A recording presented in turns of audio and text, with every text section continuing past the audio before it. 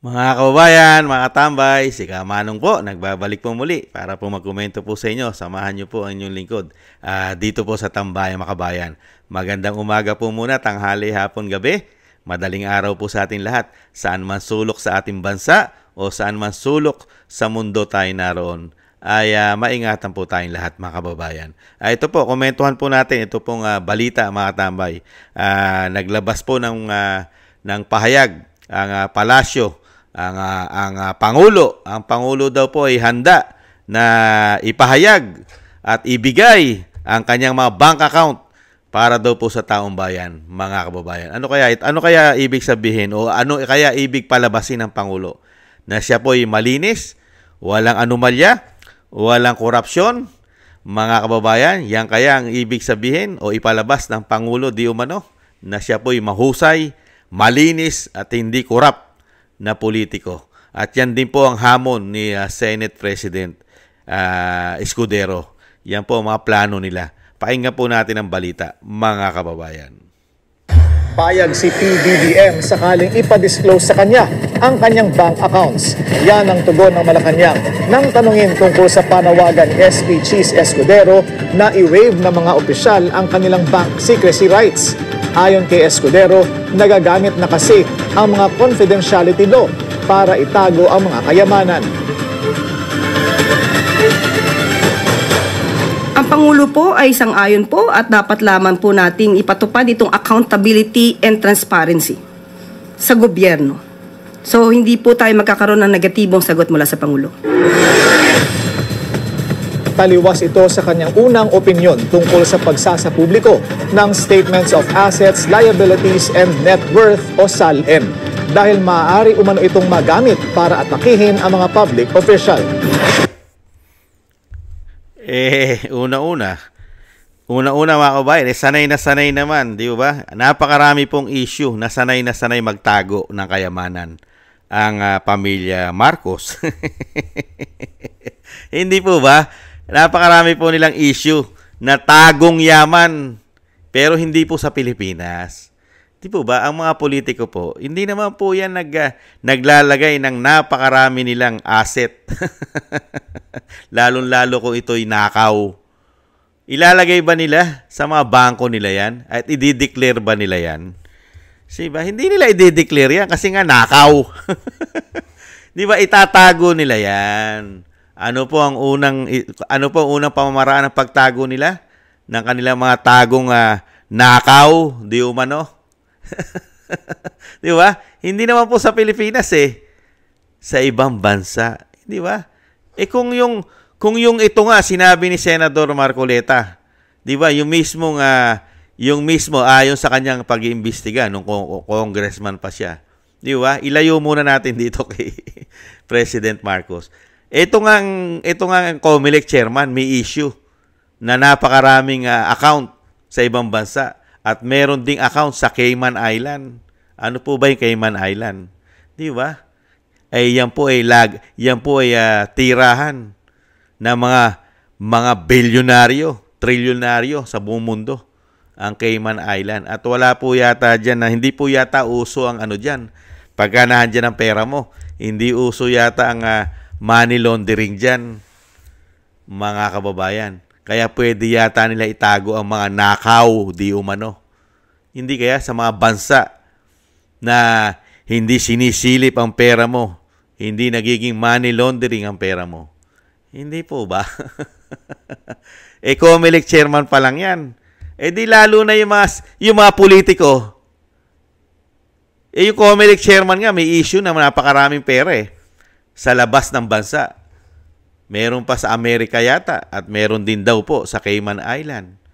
Di po ba? At marami pang iba. Lalo-lalo ang Pangulo. Pabubuksan niya yung kanyang asset and liabilities sa Pilipinas. Kung wala naman sa Pilipinas yung mga ninakaw. Di umano. Di po ba? Di ba katarantaduhan ito? Matatalino po yan. At karamihan po ng mga nakaw yata, ng mga magnanakaw na politiko, hindi naman nilalagay sa bangko pagka nasa Pilipinas. Kaya nga sabi ni dating Pangulong Duterte, ano po ang unang ipinupundar ng mga magnanakaw na politiko daw sa ating bansa? Hindi naman po bangko eh. Ano po ang pinupundar? Ubo daw po ng laki na mga bolt. Mga bolt ang pinupundar daw po ng mga magnanakaw na politiko daw di umano sa Pilipinas. Mga kahadero, mga bolt, malalaki pa raw po sa bolt ng bangko ang pinupundar sa kanilang mga bahay, sa kanilang mga mansyon. Baka dyan nilalagay yung mga ginto, mga dolyares. Hindi naman po magnanakaw yan ng basta-basta Philippine money eh. Di ba? Ang karamihan na nakawin po niyan, di umano, mga ginto, saka mga dolyares. Hindi po ba? Nagtatanong lang si Kamanong. Hindi naman masama magtanong. Hindi po ba? Mas kapani-paniwala po mga katambay. Mas maniniwala po tayo sa kanila. Wala pang kwenta yan eh. Kaya po nilang gawa ng pamamaraan yan eh. Yung sinasabi nila nga bubuksan na ang kanilang kaperahan, lalo-lalo sa Pilipinas, yung kanilang asset, malabo yan. Kaya po nilang lusutan yan. Di ba? Matatalino yan. Meron bang mga magnanakaw na bobo? Di ba? Ang mga magnanakaw, lalo-lalo kung nakapag-aral at naging abogado pa yata, di umano. At naging politiko na napakahabang panahon. Di ba? Ang mga magnanakaw na yan, matatalino po yan. Alam na po nila kung saan nila dadali ng mga ninakaw nila na hindi po ito matetrace. Di umano. Hindi po ba?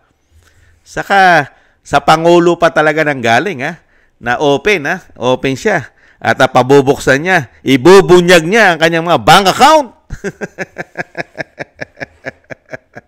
Kasama kaya ang ibubuksan at bubunyag yung mga bank account nila sa buong mundo na pumuputok ang issue ay mahigit 18 bank account daw po, di umano. Sa buong mundo, ang mga bank account ng pamilya Marcos. Bubuksan din kaya sa publiko yan, mga kababayan. Yung nasa Hong Kong na pumuputok. Pumutok po yung sa Hong Kong eh. Pinag-usapan po sa Hong Kong, sa media sa Hong Kong, sa media sa Taiwan, di umano. At kumalat po sa buong mundo yung issue ng ill-gotten at naging money laundering pa. Yung isang bank account yata nila, di umano, sa Hong Kong. Nagkakahalaga po na daw, nagkakahalaga daw po ng $100 billion at 350 tons of gold ang katumbas daw po nun, di umano. Bubuksan din kaya yun ng Pangulong Marcos kung totoo man yun, yung kumalat na balita sa international. Sige nga, isa pa lang yun na kumalat. Paano pa yung napakarami pa, mga kababayan? Bubuksan din kaya ng Pangulong Marcos yung mga issue na yun? Sige nga, ang kayamanan nila sa buong mundo, ang napakaraming issue ng korupsyon.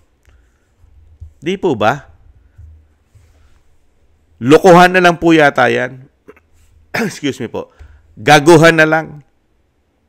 Bobo na lang at tanga ang mapapaniwala mo sa ganyang mga pahayag na bubuksan ng Pangulo at gustong pabuksan ng Senado, lalo-lalo po ng Senate President Mig Zubiri na dapat daw po ibuksan na para maging partial na at mabunyag na sila ay hindi korap. Ano yan, panglinis? Panglihis? Sa dami ng issue ng korupsyon nyo, yan po ba ang sagot para masabi na hindi kayong mga magnanakaw, di umano? Sa kaban sa pera ng bayan? Iyan po ba ang magiging solusyon at magandang sagot para wala na tayong investigasyon sa mga issue ng korupsyon sa ating bansa? Ito na po ba sagot? Kailangan buksan ang mga bank account at hinihimok ito ng isang Senate President na si Escudero. Totoo po ba ito? Makatarungan po ba ito sa atin? Sa ating pera? Hindi po ba dapat ay imbestigahan? Hindi po ito ang solusyon ng korupsyon sa gobyerno na buksan lang ang kanilang bank account at ipakita sa Pilipino na hindi sila magnanakaw. na kaya naman nila itong itago yung sinasabi nga ni dating Pangulong Duterte. Ang perang nakaw ng mga politiko di umano ay unang-una ay nasa Bolt. Ang pangalawa ay nasa ibang bansa. Katulad po ng mga bansa na safety ang korupsyon. Hindi iniimbestigahan. Katulad po nung sinasabi nga po daw nila na Cayman Island yata. Mga kababayan. At marami pang bansa na po pwede nilang dalhin ang kayamanang nakaw na hindi po ito lalabas na money laundering. Di po ba? Maraming bansa po.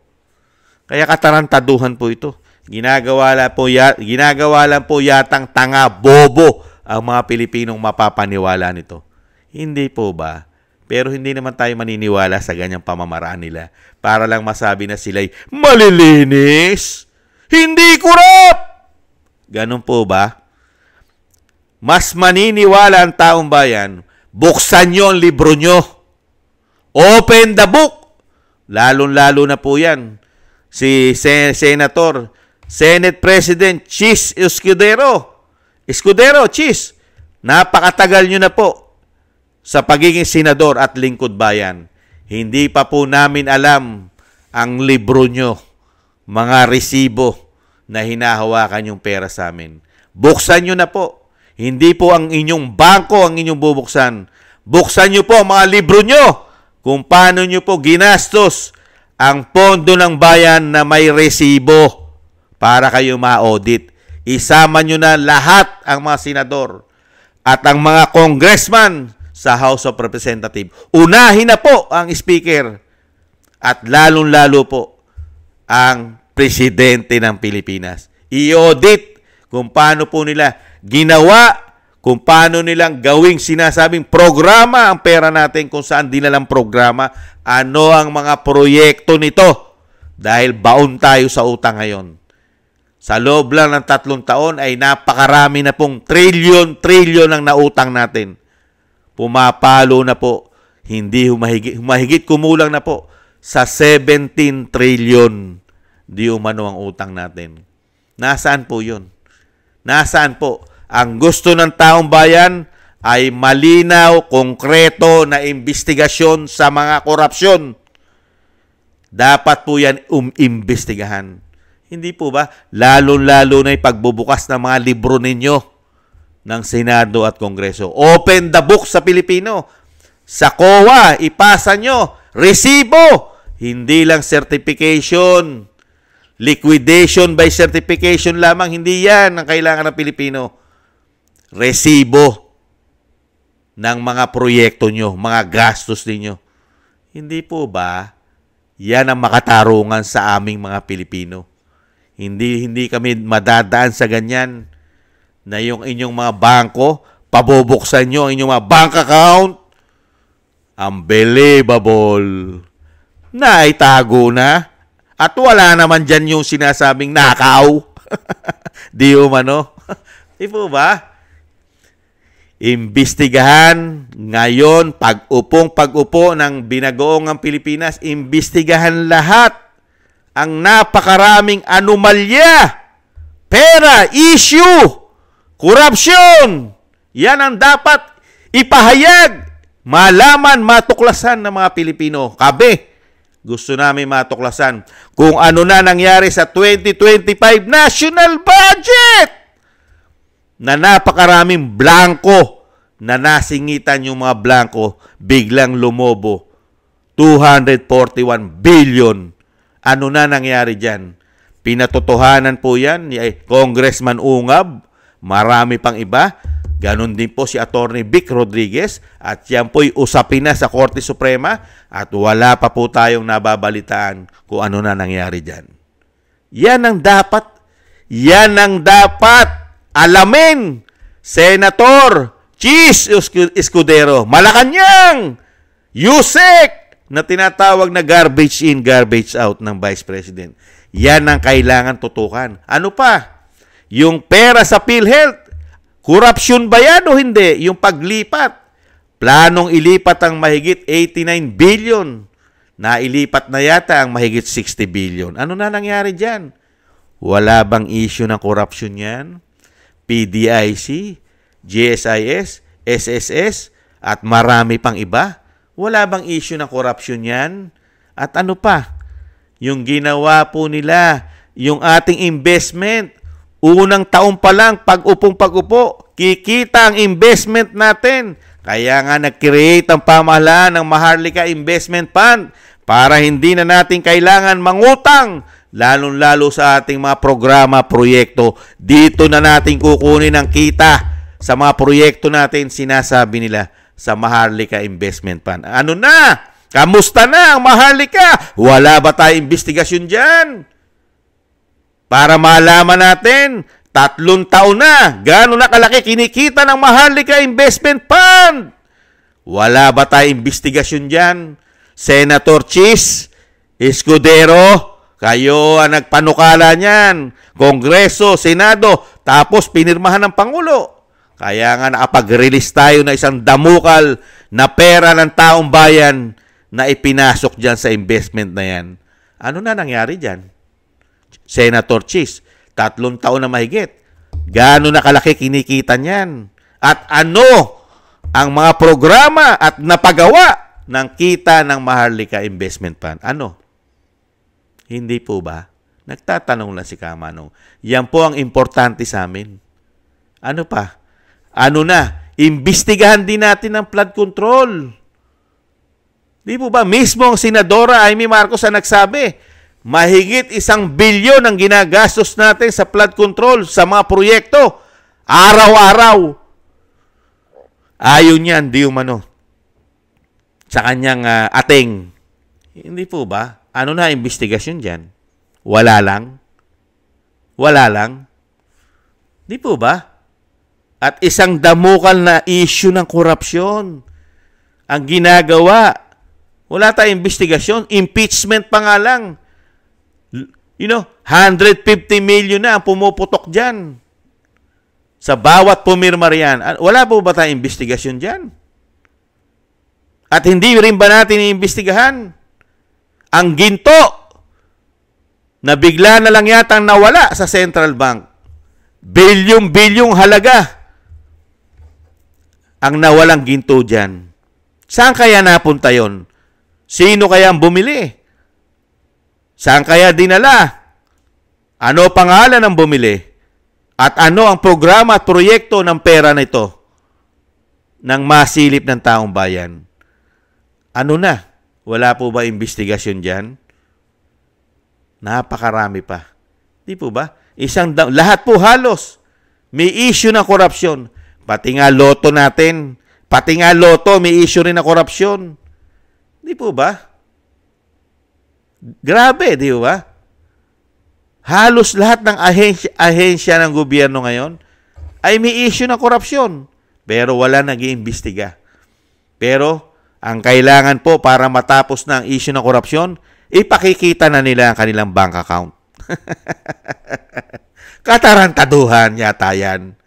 Hindi po ba? Matatalino nga yan. Maluluko mo ba yan? Lalo-lalo sa pera? Hindi mo kayang lukuhin na magnanakaw sa pera. Di ba? Magnanakaw nga yan eh. Di umano eh. Hindi po ba? Kagaguhan na lang po yan. Hindi po ba? Lukuhan na lang. Di ba? Napakaraming issue. Bakit? Para mapagtakpan lahat? Hindi po ba? Isang damukal ang issue. Sa pera pa lang yan. Isang damukal na pong issue ng pera natin, korupsyon, na ayaw nilang buksan, ayaw nilang imbestigahan.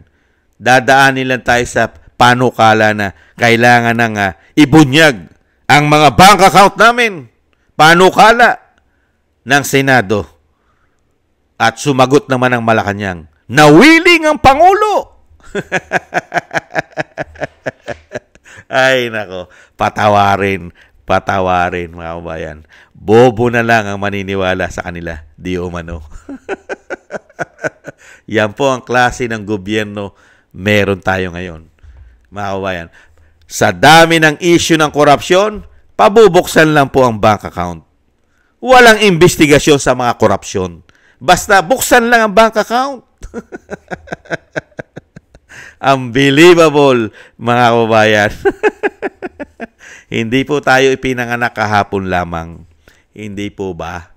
Wag niyo po kaming gawing bobo, tanga. Para paniwalain niyo kami na kayo'y magiging malinis na politiko. Bubuksan ang inyong mga bank account. Ang dapat buksan sa inyo, mga bahay ninyo. Dapat sa inyo imbestigahan lahat ng mga mansyon nyo. Yan, maniniwala pa kami. Buksan nyo lahat ng mansyon nyo at imbestigahan lahat ng mansyon nyo. Yan, baka dyan, makakita po dyan ng napakaraming ginto at napakaraming pera, napakaraming dolyares di umano sa mga vault. Hindi kaya? Baka nasa underground pa, nasa ilalim pa ng lupa ang mga vault niyan.